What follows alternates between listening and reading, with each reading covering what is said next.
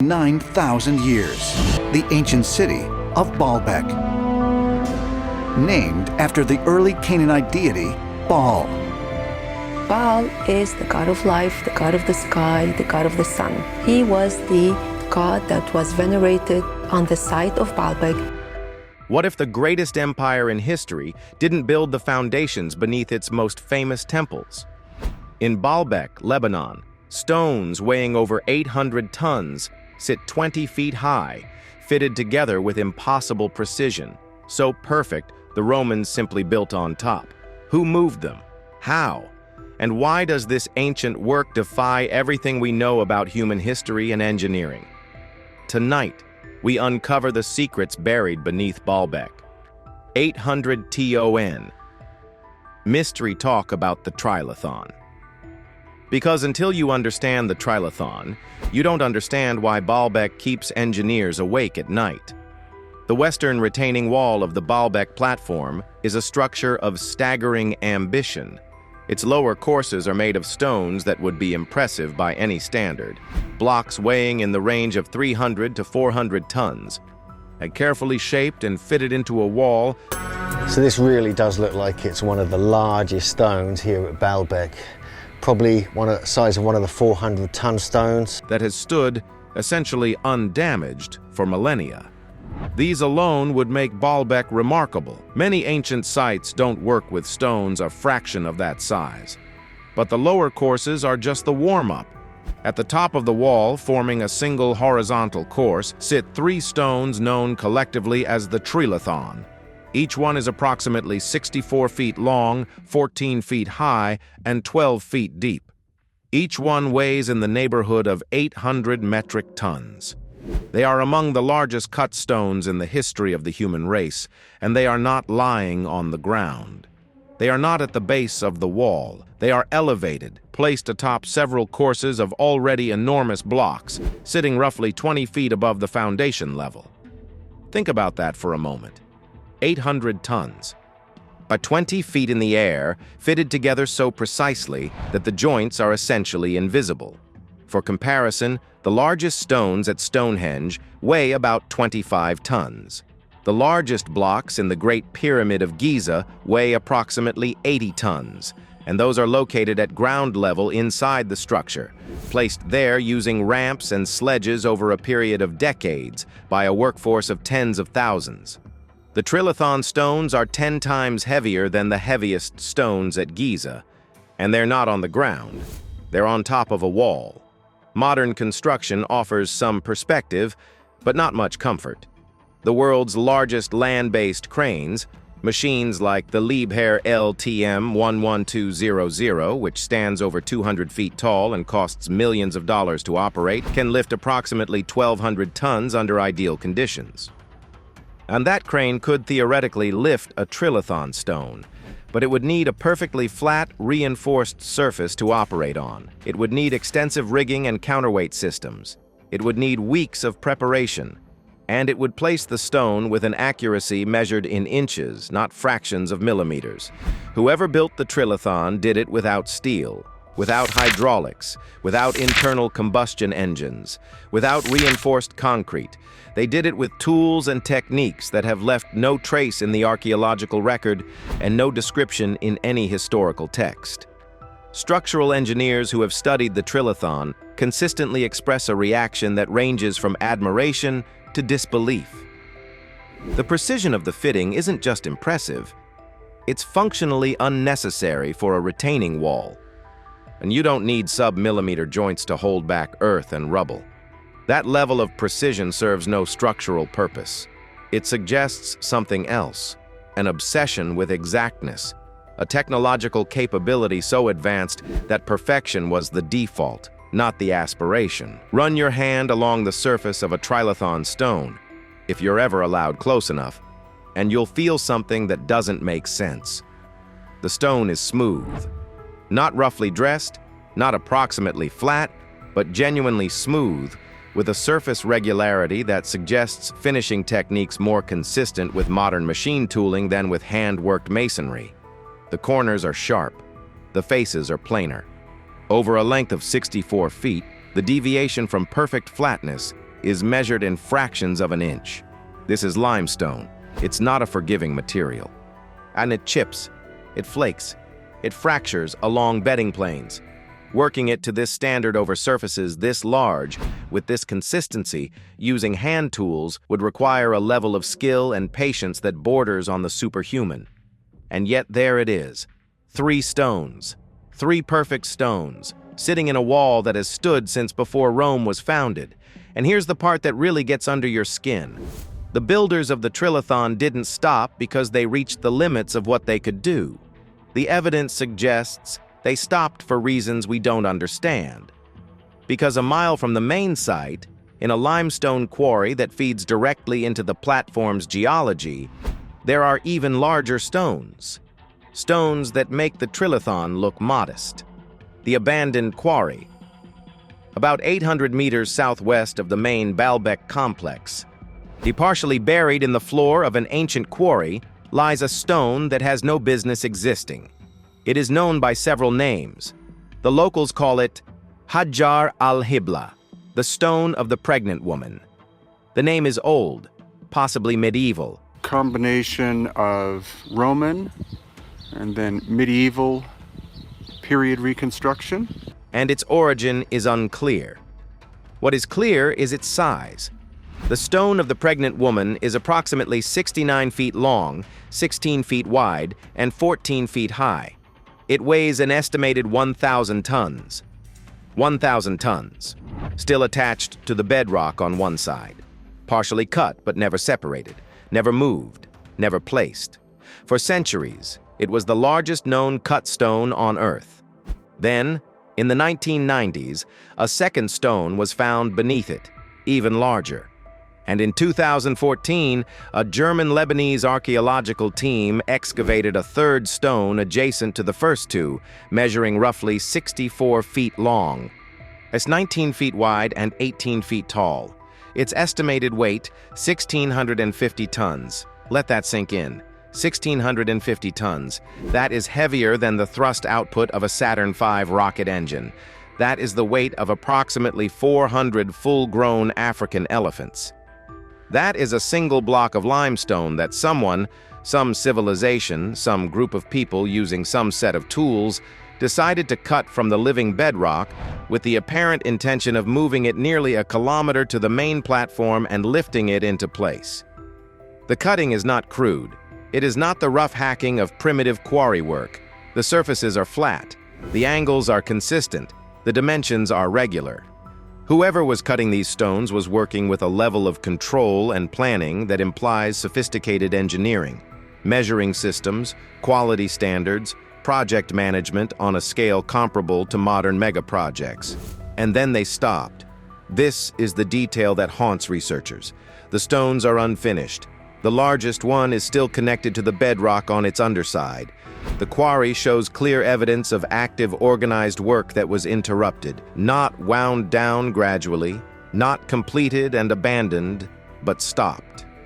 The tools were put down and never picked up again. Why? War? Earthquake? The collapse of the civilization that was doing the work? A sudden realization that the stone was too large to move? Each of these theories has been proposed, and each has problems.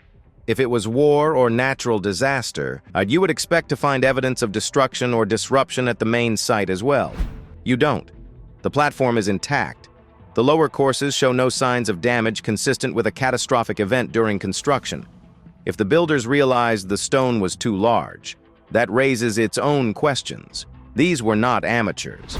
The Trilithon stones, 800 tons each, were successfully quarried, transported, and placed with extraordinary precision. A civilization capable of that does not accidentally cut a stone too large to move. They would have known the limits of their technology. They would have calculated the weight before they started cutting. The quarry evidence suggests something else. It suggests a project that was operating at the very edge of what was possible, pushing boundaries deliberately, systematically, and with the confidence of a civilization that had done this kind of work before and expected to do it again. And then something changed. Something interrupted not just the quarry work, but the entire enterprise, so completely that no subsequent civilization ever attempted to resume it. The Romans arrived centuries later, looked at the platform, and built their temples on top of it. They didn't try to add to the foundation. They didn't try to replicate the stone cutting. They didn't even try to move the quarry stones. The greatest engineers of the classical world took one look at what had already been done and decided wisely to leave it alone. The moment that you exchange with the people of that land and share that knowledge everywhere else. The base isolated giants set aside the mystery for a moment and talk about engineering. Because even if we don't know who built the Baalbek platform, we can study what they built. And what they built is, from a structural engineering standpoint, genuinely extraordinary. The platform has survived roughly 9,000 years of seismic activity. Lebanon sits on the boundary of the African and Arabian tectonic plates. Earthquakes are not rare. They are a defining feature of the region's geology. Major seismic events struck the Bekaa Valley repeatedly throughout recorded history. The earthquake of 551 AD devastated Beirut and caused massive damage across Lebanon. The 1202 earthquake, one of the most powerful ever recorded in the region, toppled structures across the country.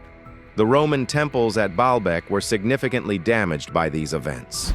Columns fell, walls cracked, roofs collapsed. The Temple of Jupiter, once one of the largest religious structures in the Roman Empire, it was reduced to the 6 columns that stand today. But the platform beneath them held. The foundation, the pre-Roman megalithic structure, survived essentially intact. The massive stones did not shift. The joints did not open.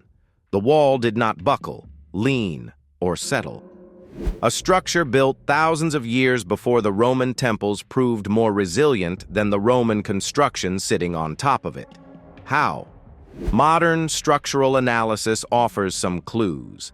The platform exhibits properties that are consistent with what contemporary engineers call base isolation, a technique used in modern earthquake-resistant buildings where the structure is partially decoupled from the ground, allowing seismic energy to pass beneath it rather than through it.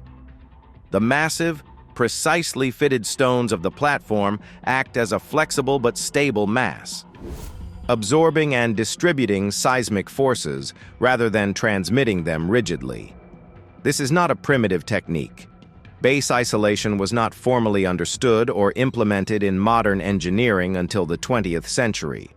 The idea that an ancient civilization achieved a similar effect, whether by intention or intuition, is remarkable.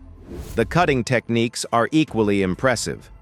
Analysis of the quarry surfaces and the finished stones on the platform reveals cut marks consistent with tools capable of removing limestone at a rate and with a precision that copper, bronze, and iron tools cannot achieve. There are no chatter marks, the irregular patterns left by hand tools striking stone. There are no wedge holes in the quarry stones, the telltale signs of the split and wedge technique used throughout the ancient Mediterranean. Whatever method was used to cut these stones, it was not the method used by the Egyptians, the Greeks, or the Romans. Some researchers have proposed the use of large bronze or iron saws, possibly assisted by abrasive sand slurry. Others have suggested a combination of thermal fracturing and precision finishing. None of these proposals fully accounts for the scale of the cuts, the flatness of the surfaces, or the speed at which the work must have proceeded to produce stones of this size in the quantities found at the site. The foundation was not built by people working at the limit of their abilities. It was built by people for whom this kind of work was, apparently, routine. The precision is too consistent, the scale too ambitious, the execution too confident for this to have been a one-off experiment. And this was a civilization that moved 1,000-ton stones the way the Romans moved 50-ton stones. As a matter of course, using techniques so well established that they didn't need to be documented because everyone already knew how to do it. And that civilization left no records, no inscriptions, no tools, no names. Baalbek's silent architects. This is the question that sits at the center of Baalbek, like a stone in a river. Ancient astronaut theorists, is their belief that the colossal stone platform may once have served as a landing pad, diverting every current of investigation around it without ever being moved. Who built the platform? The Romans didn't do it. This is established beyond reasonable debate, and serious archaeology settled the matter decades ago, when the German Archaeological Institute conducted extensive excavations at Baalbek between 1898 and 1905, led by Otto Puchstein, Robert Koldewey, and their teams. They meticulously documented the stratigraphy of the site. What they found was unambiguous. The megalithic platform predates every Roman structure above it. The Roman temples are oriented on a slightly different axis than the foundation beneath them. The construction methods are different. The materials are different. The mortar profiles are different. The Romans arrived at Baalbek sometime in the 1st century BC, found an existing platform of extraordinary scale, and built their temple complex on top of it. They inherited the site. They did not create it. Roman engineering is among the most thoroughly documented traditions in human history. We have Vitruvius's De Architectura, written around 30 BC, which details Roman construction methods in exhaustive technical specificity. Cranes, pulleys, concrete formulations, foundation techniques, column proportions. Nothing in Vitruvius, nothing in any Roman administrative record, nothing in the vast archive of Latin inscriptions found across the empire claims credit for the trilithon or describes any method by which stones of that weight could be lifted to that height. The largest stones the Romans are documented to have moved anywhere in their empire weigh approximately 300 tons. The columns of the Temple of Jupiter at Baalbek itself, transported from the Aswan quarries in Egypt. Impressive, but less than half the weight of a single trilithon block. The Phoenicians. Baalbek was a significant Canaanite religious site long before Rome existed. The name almost certainly derives from Baal, the storm god worshipped across the ancient Levant.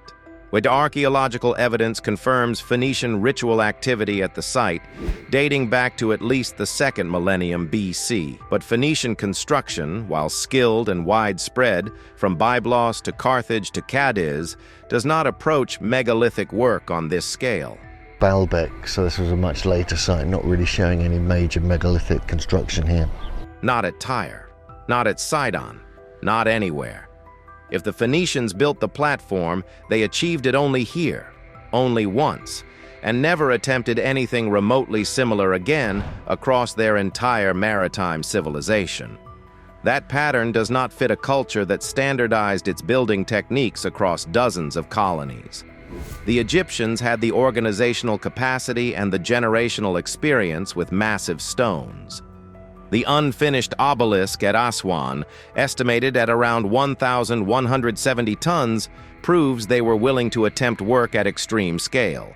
But Baalbek is not an Egyptian site. There is no hieroglyphic inscription, no cartouche, no administrative papyrus linking Egypt to the Bekaa Valley during the relevant period. And even at Aswan, the Egyptians abandoned their largest stone. They never moved it. So who does that leave? In 2014, the German Archaeological Institute returned to Baalbek. Archaeologist Janine Abdul-Masih and her team excavated the quarry and uncovered the largest dressed stone block ever documented, the 1,650-ton monolith, now known as the Stone of the Pregnant Woman's Neighbor.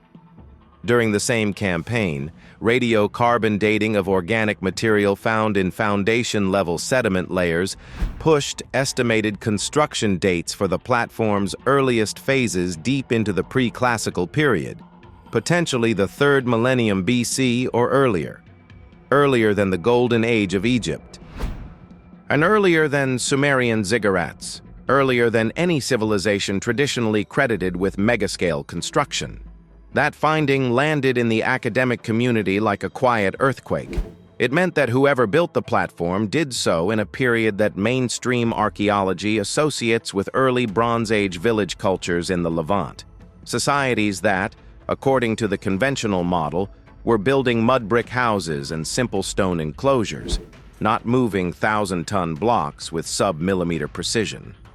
The hypothesis that has gained traction, cautiously among credentialed researchers, more openly among independent investigators like Graham Hancock and geologist Robert Schoch, is that the Baalbek platform was built by a civilization that predates our current model of technological history, not necessarily a global empire, not necessarily a spacefaring culture, but a society that achieved a level of engineering sophistication we have failed to account for during a period we assumed was populated by nothing more advanced than early agrarian communities. The idea is uncomfortable. It challenges archaeology's foundational assumption that human technology follows a roughly linear progression from simple to complex, from stone tools to bronze to iron to steel. Baalbek suggests that narrative may be incomplete, that there may have been peaks of capability, islands of advanced knowledge, that rose and fell before written history began, leaving behind only their most durable creations, stone. The Romans recognized this implicitly. When Emperor Augustus commissioned the Temple of Jupiter at the site around 16 BC, the Mausoleum of Augustus is one of the greatest monuments from Augustus's reign. his architects chose to build directly on the existing platform rather than construct a new foundation. The greatest engineers of the classical world looked at what was already there and made a practical decision. Use it because you cannot improve upon it. They knew they couldn't match it. And 2,000 years later, neither can we. When stones outlast empires, Baalbek is not just an archaeological site. It is an argument that the story we tell ourselves about human history, the neat, progressive timeline from caves to cities to civilization, may be missing chapters. Consider what we would need to accept if the Baalbek platform was built by a known civilization. We would need to accept that a society existed, likely before the 3rd millennium BC, with the ability to quarry, transport, and place stones exceeding 1,000 tons with sub-millimeter precision. We would need to accept that this society developed engineering techniques that surpassed those of every subsequent civilization for the next 4,000 years. We would need to accept that they did all of this and then vanished so completely that not a single textual reference, not a single tool, not a single cultural artifact has been conclusively linked to them. That is a lot to accept. But the stones are real. The precision is measurable. The engineering is verifiable. We can argue about who did it and when and how, but we cannot argue that it was done. And Baalbek is not alone. Across the ancient world, there are sites that share its essential mystery, structures of extraordinary precision and scale, and built with techniques that don't match the known capabilities of the civilizations traditionally credited with them. The Osirian at Abydos in Egypt, the polygonal walls of Sacsayhuaman in Peru. This corner, which is very unique, is that all the stones from the bottom up. The underground hypogeum of Hal Saflieni in Malta, the perfectly fitted basalt platforms of Puma Punku in Bolivia. Each of these sites, examined individually, presents a puzzle. Examined collectively, they present a pattern. A global fingerprint of a construction tradition that valued precision over convenience, permanence over speed, and scale over everything. What connects a retaining wall in Lebanon to a fortress wall in Peru?